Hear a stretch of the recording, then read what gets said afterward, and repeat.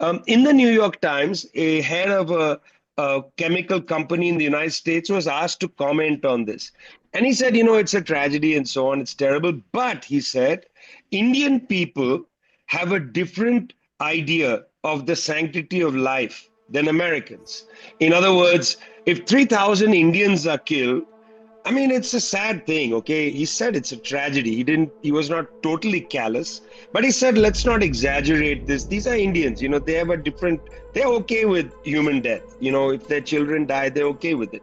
But in the United States, one person dies, it's a huge thing. We'll have the names in the newspapers and so on. So many Israelis die, it's terrible. But so many Palestinians die, well, it's Palestinians, they are used to death. In fact, Golda Meir's a very recurrent statement where she said, we'll have peace when the Palestinians, it's not when they learn to love Israelis, but it's when they learn to love their children.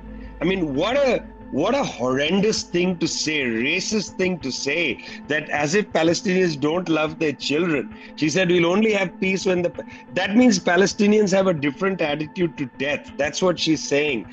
That means she's saying there's an international division of humanity. If you go to New York City, for instance, you will have a hard time walking down the street because there are homeless people everywhere. And most of them are black and brown. And many of them are in various states of mental distress. And it is deeply uncomfortable to walk down the street because you realize that the civilization, that the capitalist civilization has given up on them, has said, I don't really care about you. We can't do anything for you. Now, that's an interesting comparison with the Chinese model over the last decade, because in fact, the Chinese government, provoked by socialism, China is not a socialist country, it's a people's republic. It's not a socialist republic, it's a people's republic, but it's motivated by a socialist dynamic. In a socialist dynamic, they said we are going to abolish poverty. We're going to abolish absolute poverty. We cannot have people sitting on the street without pants and being disoriented, and this is just not good for anybody. And so in major Chinese cities, including in the remote areas in Western China, you just don't see the level of poverty and inequality that you see now in the major capitalist countries.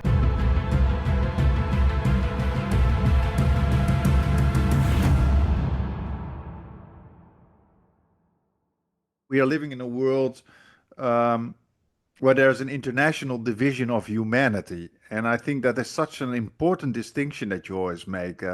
Reminds me a bit of what Chomsky wrote in his old books about people and unpeople. I remember reading about that stuff. And I think that is the kind of world that we live in right now. And things like this change in what you see with the AI in China and releasing the IP. I think that may actually be you could say a kind of a challenge to that international division of humanity that we have. So my question is, for those who have never heard about it, Vijay, what is this international division of humanity? And secondly, do you see that there is any structural change coming to that division? Yeah, I mean, see, firstly, we grew up with the concept international division of labor.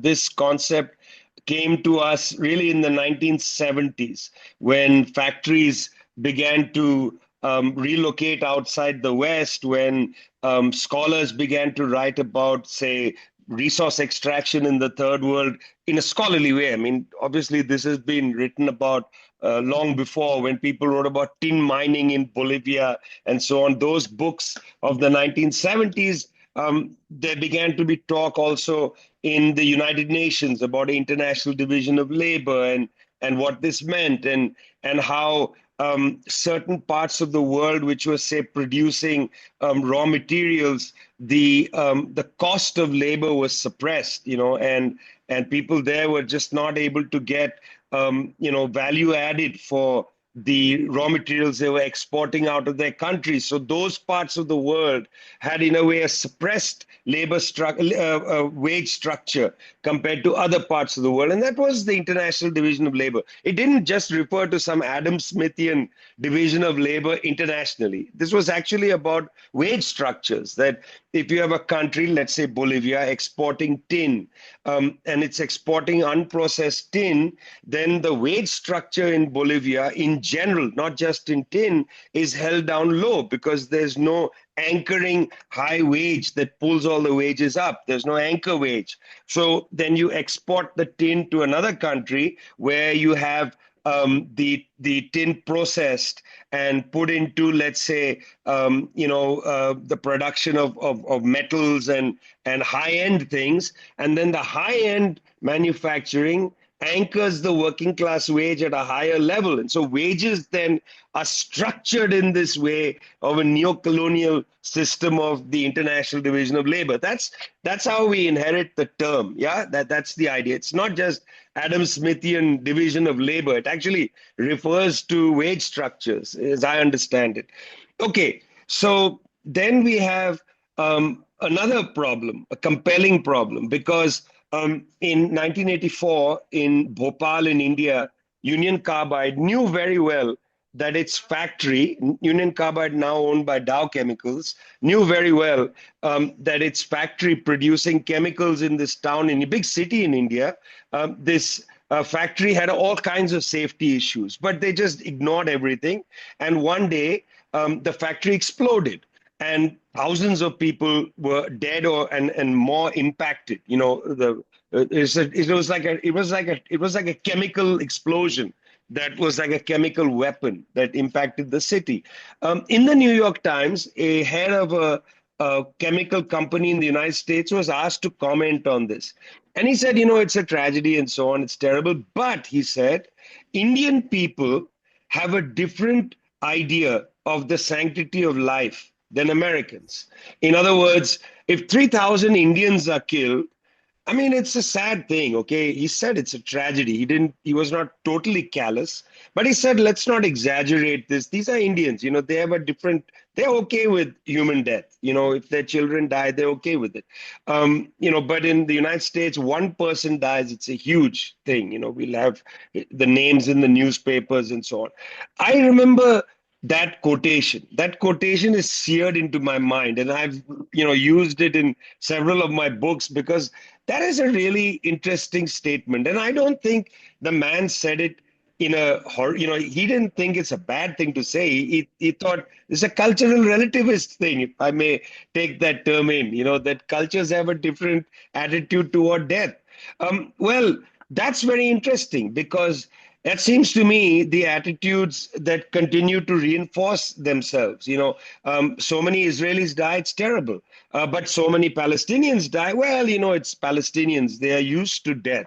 In fact, Golda Meir's a very recurrent statement where she said, we'll have peace when the Palestinians, it's not when they learn to love Israelis, but it's when they learn to love their children.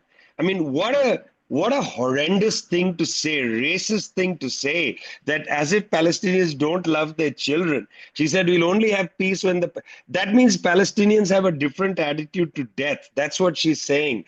That means she's saying there's an international division of humanity. A few hundred Israelis are killed. That's outrageous. Tens of thousands of Palestinians. Well, are we coming near equivalence?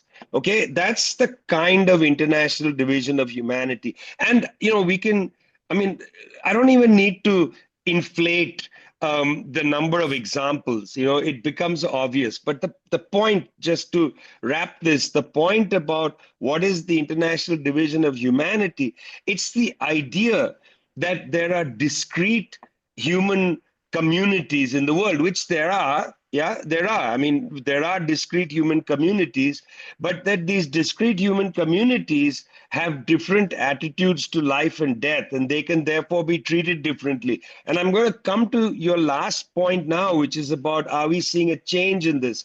If you go to New York City, for instance, you will be you will have a hard time walking down the street because there are homeless people everywhere. And most of them are black and brown. And many of them are in various states of mental distress. And it is deeply uncomfortable to walk down the street because you realize that the civilization, that the capitalist civilization has given up on them, has said, I don't really care about you. We can't do anything for you. Now, that's an interesting comparison with the Chinese model over the last decade, because in fact, the Chinese government, provoked by socialism, China is not a socialist country, it's a people's republic. It's not a socialist republic, it's a people's republic, but it's motivated by a socialist dynamic.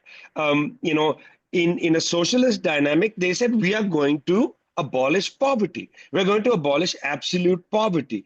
We cannot have people sitting on the street without pants and being disoriented, and this is just not good for anybody. And so in major Chinese cities, including in the remote areas in Western China, you just don't see the level of poverty and inequality that you see now in the major capitalist countries. And I will say, having been to Hong Kong a few years ago, that Hong Kong is still on a journey. I mean, Hong Kong is not like Shanghai. Shanghai, there are no homeless people anywhere. Hong Kong is on a journey. And that's because Hong Kong has had a long history of without the socialist dynamic. I've always found it funny how in Hong Kong, suddenly after the handover in 97, the West keeps talking about democracy. And in 2019, there was this hue and cry about democracy. Well, Chris Patton, when you were the governor of Hong Kong, what kind of democracy did you produce for the people? And did you start a motive to end absolute poverty in Hong Kong when you were the governor? Now he's a regular guest on BBC, expert on Hong Kong. Good God, man, have you no shame? Yeah, I went to a Yeah. talk of his in London somewhere, and I was trying to ask him that question, but I wasn't called on. Also, it was at what was it, the Orwell something or other, it was like the Orwell talk, and that came to mind, the my favorite quote from Orwell, which is, the nationalist not only doesn't disapprove of atrocities committed by his own side, he has a remarkable capacity for never hearing about them in the first place. And I wanted to ask, the question you just asked to him, but then also, like, how do you respond when your Chinese interlocutors bring up the history of crimes and depredations from the British state? Like, seriously, what how do you deal with that? Anyway, I Yeah. also wanted to ask, though, like, as a follow-up, I was really excited by your idea of like the new mood from the last time we talked. And perhaps, what we've already been discussing is connected to that or might be fueling that. Can you give us just like an update on the new mood around the world as you see it? Because I know from my own experience, like the pessimism of the intellect is taking over from the optimism of the will, and I think a lot of people out there are feeling that kind of enervation. So maybe just a little update on the new mood that can give people a little spark.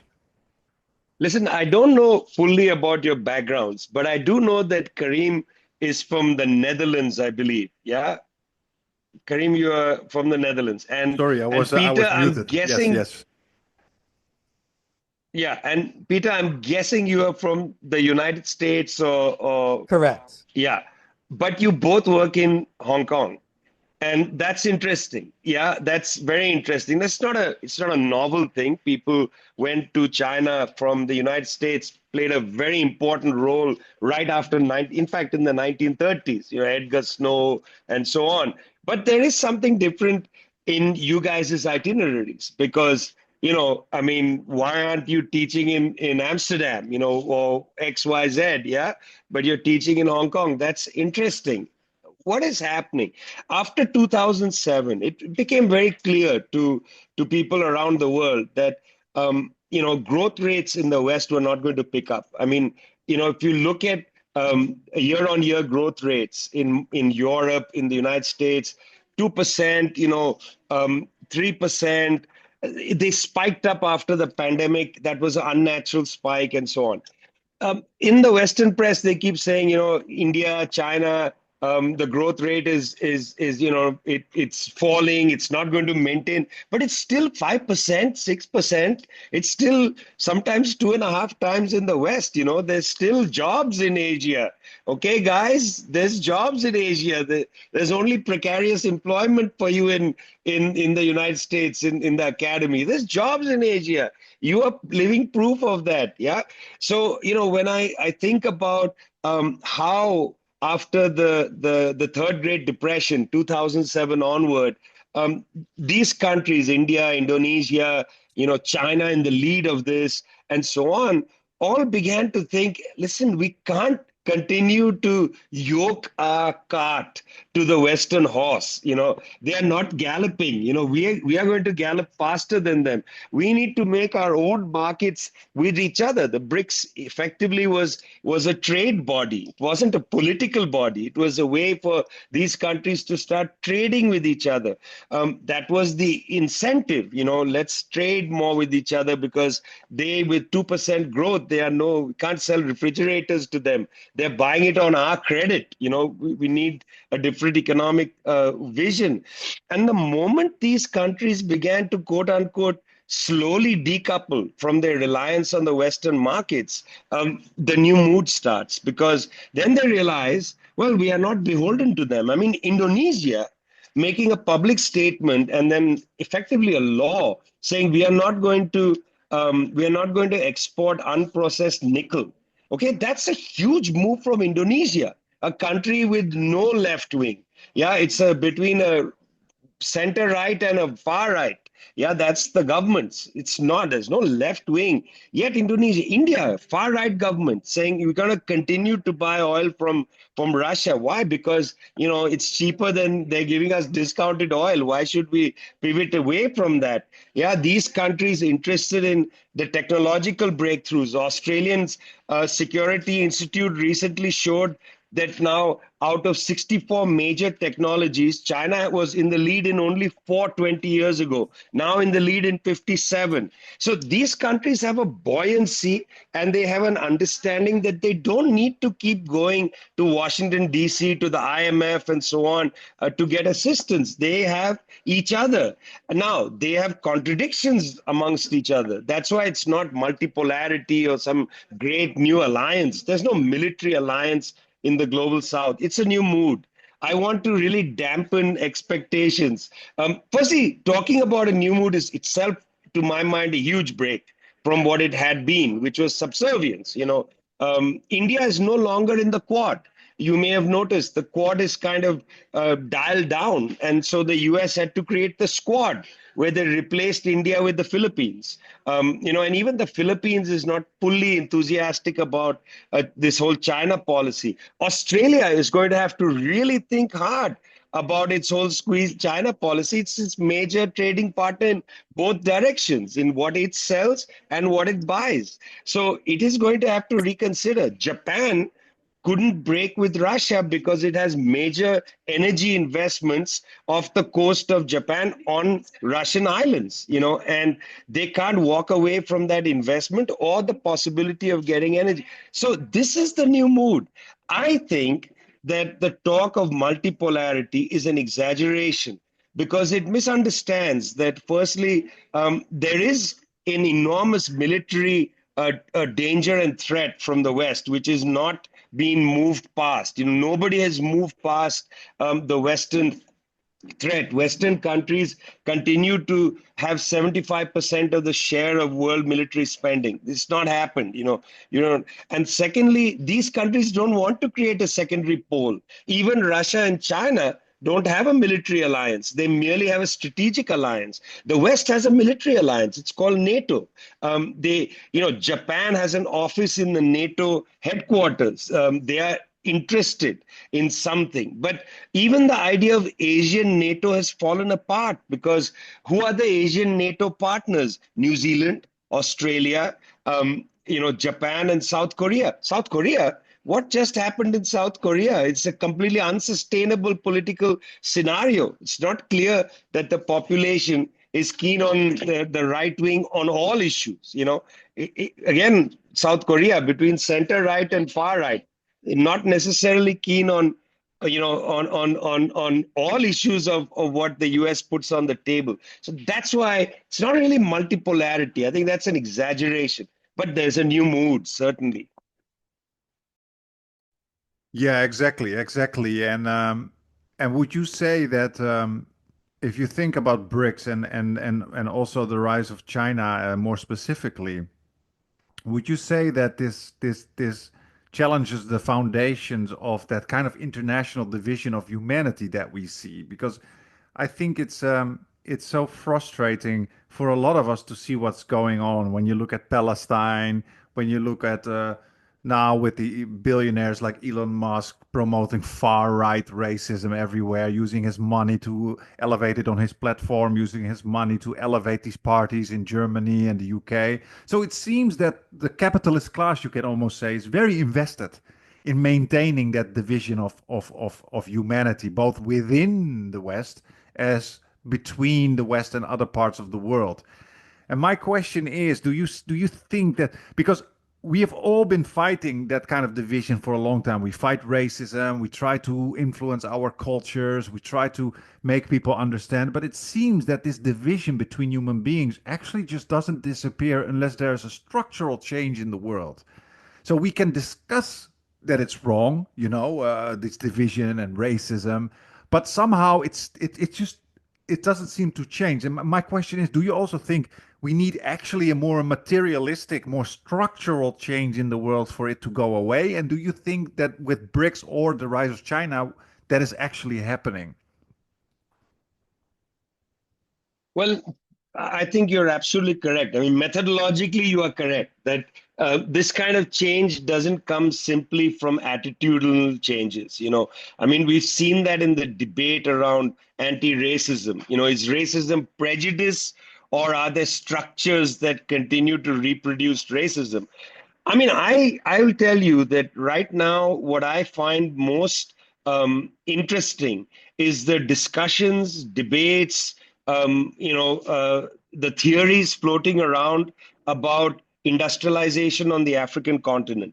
See, I don't believe that there can be any development without industrialization. I'm pretty orthodox on this. That if you're just exporting your copper or you're just exporting your cobalt, you're getting ripped off. I mean, the whole international Oil? division of labor or What about oil. I oil? mean, the international division of labor that I was talking, well, even oil, because for instance, Venezuela exports crude oil. It doesn't have sophisticated, industrialization of oil products. It doesn't have good refineries on soil. It doesn't produce oil products. If it did, the embargo on Venezuela wouldn't have hit it so hard, because it exports crude oil. And that's a problem. And in fact, now it exports crude oil and imports petroleum. That's crazy. I was thinking more Crude about the oil oil needs. states in West Asia, such as Saudi Arabia or something. These seem to be relatively developed societies, but they are not very industrial or productive, except the oil. But they are not developed because, firstly, it's the Dutch disease. A term that comes from the idea of a one very expensive commodity that you export, and then you get all this money coming in, and that creates inflation and so on, and then you just end up consuming, and you don't use that capital coming in to diversify the economy, to keep it in a sovereign fund in order for very clever diversification. I mean, they just didn't do any of that. They became consuming societies, and allowed the oil revenue to be recycled into the Western economy, to create the values in the Western economy that then go towards building financialization and so on. That's what happens there. But this debate about industrialization in Africa is interesting because the Chinese government is taking this extremely seriously. I mean, it's part of their developing the productive forces in China. So it's not like they are doing this entirely out of benevolence. They know that they would prefer following the Japanese flying geese model. There's a lead goose And every time the lead goose has a breakthrough in productive forces, the previous productive forces handed off to the next goose. So they want to move processing of raw materials and things onto the African continent. They don't want to maintain that necessarily in China. They want to move to the next level of productive forces. And for whatever reason, the industrialization of the African continent is going to be a real structural breakthrough. These countries will then not be merely exporting raw materials. They'll be processing, developing. In fact, in some countries, in Zambia, in the Democratic Republic of Congo, they have the ability right now to build electric batteries. They could build the African car. All of this electric car, all of this is on the horizon. BYD, for instance, could provide assistance for the Democratic Republic of Congo or 3 or 4 countries in consortium to make an African electric car. All of that is on the horizon. It's within 10 years. Who would have anticipated, if you're in China now and you get into a car, who would have anticipated that there would be Chinese brands which nobody around the world has heard about, which are better electric cars than you can buy? BYD is incredible. You get into a car, it drives really well. It's, I mean, I say BYD, people are like, what are you talking about? Yeah. Because it's not a global brand as yet. It's mainly in Asia that you can see these cars. But why not the BYD and companies like that produce the African car? It's very much on the horizon. It's not impossible. I think that's where, as you said, Karim, the material structures could start to alter, and that will have a big difference. That you don't have African workers on their hands and knees, going through the mud collecting cobalt, because then you begin to import or produce your own machinery, robotic machinery that's able to harvest cobalt. And you have the people on their hands and knees now working in a factory, building or processing the cobalt. And you have people building, let's say, robots that then assemble cars. I mean, you improve the productive forces, you improve the conditions of people's lives. Sorry to say, pretty orthodox Marxism seems to be the reality in the world, that as move people away from scrabbling on their hands and feet, their conditions of their life improve. They have electricity at home, children will read, their ambitions will increase, and societies will have a cultural life that will be rich and powerful and beautiful. And that's what we look forward to. I'm not a romantic. I don't believe we're going to all live in some romantic small community ancient world. We don't want that. We want to live in modern worlds with electricity, where we can read, write, and learn from each other, and build a rich cultural life of conversation and discussion as we're having now. Yeah, you don't even need to be a Marxist to have that view. You just, like any economic historian, I think would have to agree that industrialization is the basic building block for any sort of major progress in quality of life. And everything you just said about the idea of African industrialization, I find really exciting. That thought. It's like getting back to Kwame Nkrumah's like dream for Africa.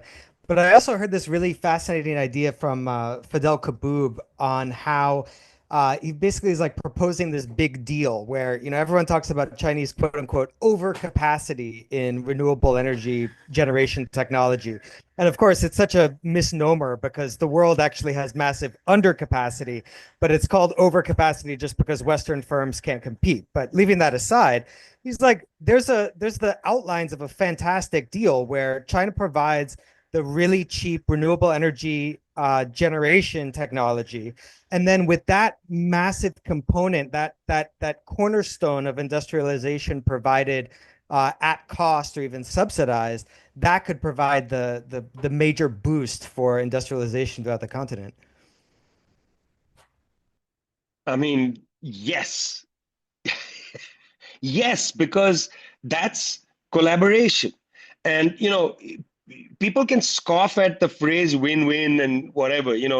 It's so many phrases that we use sound, little naive or whatever.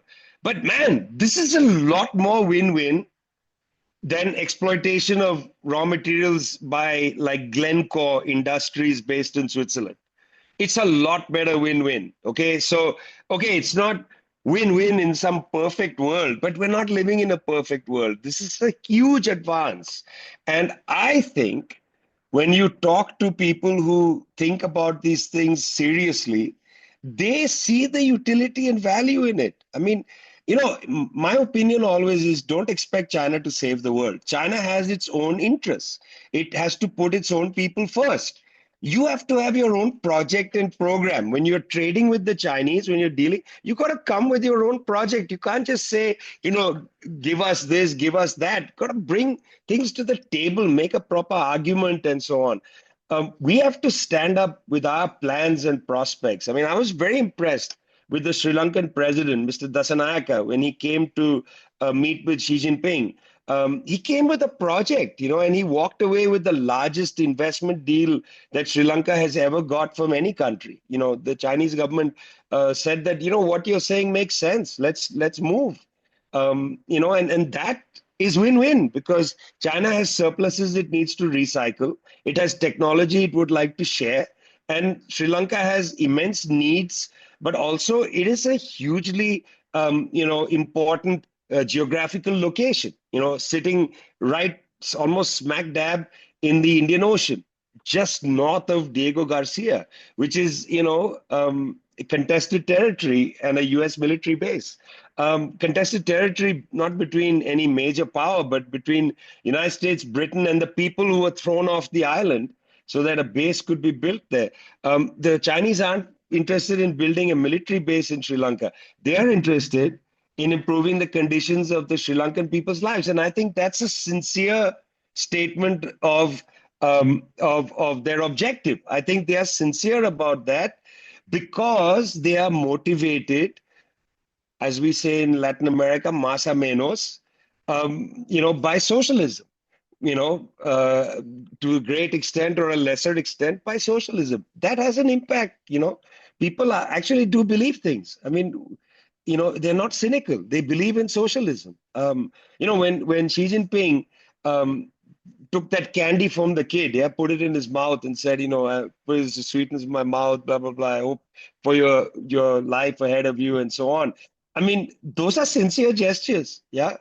I mean, I think he's saying to a kid, I hope you have a sweet life. Like, that's a sincere gesture. Is he just being a politician? He's not running for election, for God's sake. Yeah. Yeah, exactly. So I think we all, Vijay, we are all longing for that world. Many of us, at least, the majority of us are longing for that world where other societies have the chance to thrive and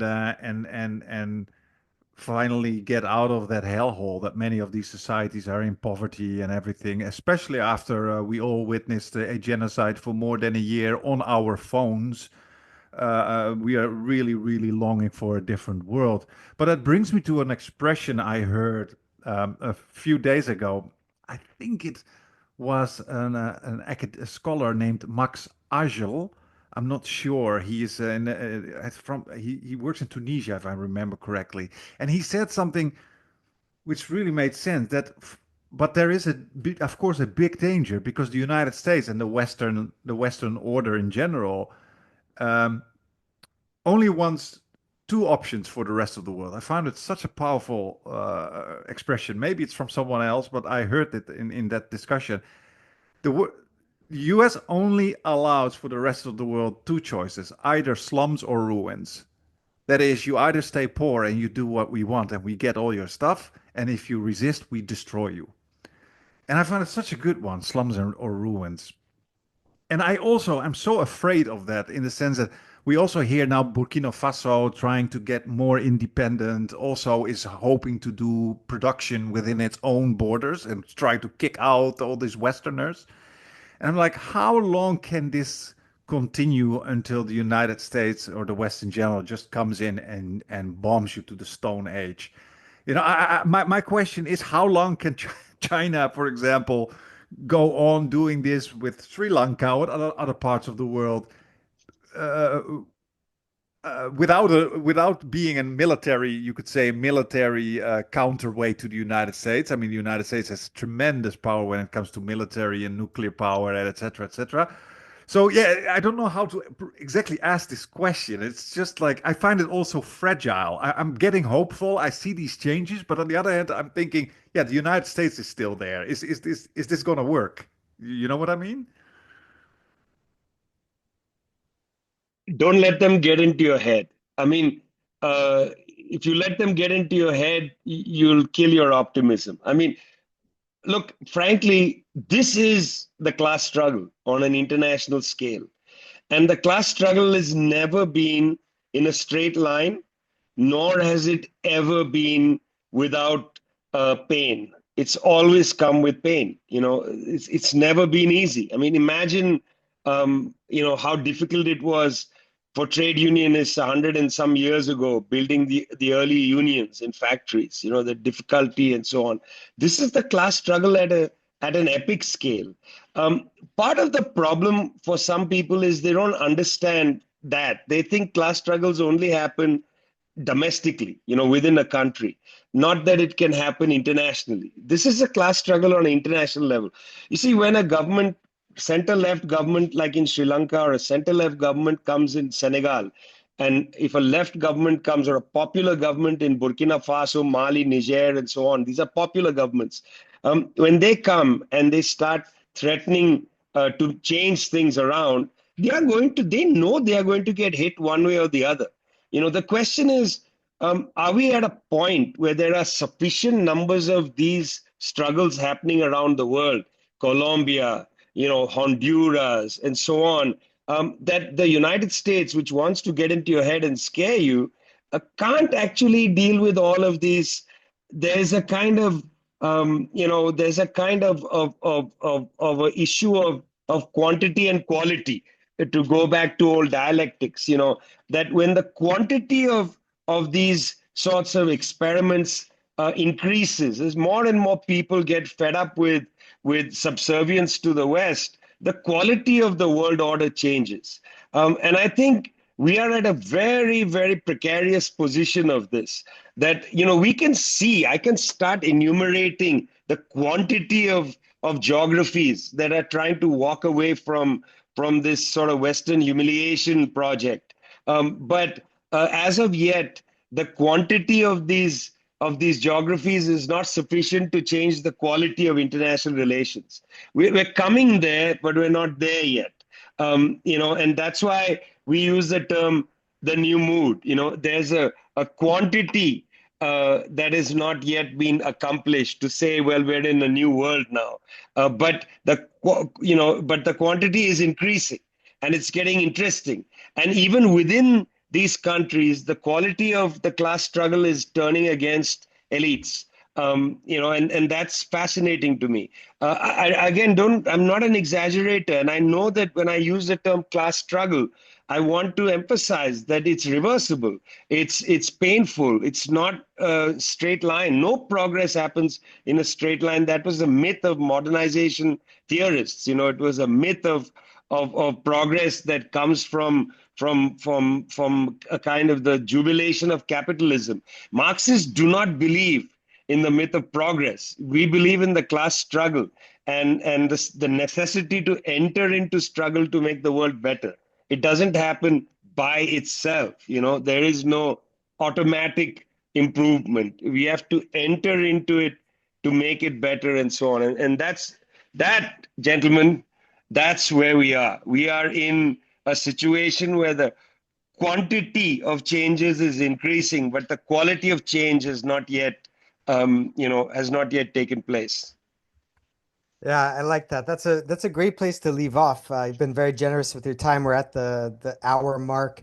I certainly hope that quality of this new mood sort of has a phase shift or changes and develops into something more tangible, powerful, an alliance.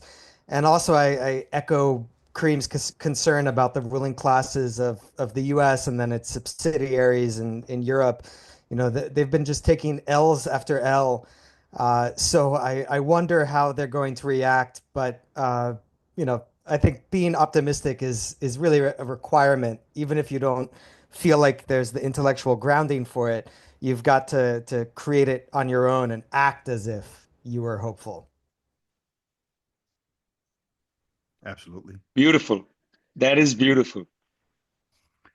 Well, Vijay, Well, it's thank you again. not For Gramsci, but Oh, my computer says that my internet connection is unstable. So can you guys hear me? Yep. yeah, a Okay. little bit, but Yes, you're yes. It is a little unstable, but that's okay. Okay. Well, I guess we can wrap it up here. This was fantastic again, Vijay, and like Peter said, this does give me some optimism, much needed optimism in general very dark world. But definitely something to end on, and hopefully we can talk to you again sometime in the future to lift up our spirits again, because we're going back into the darkness. So I would love that. No, next time we can talk about political science and postmodernism and all kinds of fun academic things which I never get to talk about and go over. You can tell me about some of the new trends and readings and so on. That would be so instructive for me. But we can do that again. Yeah? great. Sounds Okay. great. Take care of yourselves. Thanks. You too. Bye. Bye. Bye. Bye. Bye.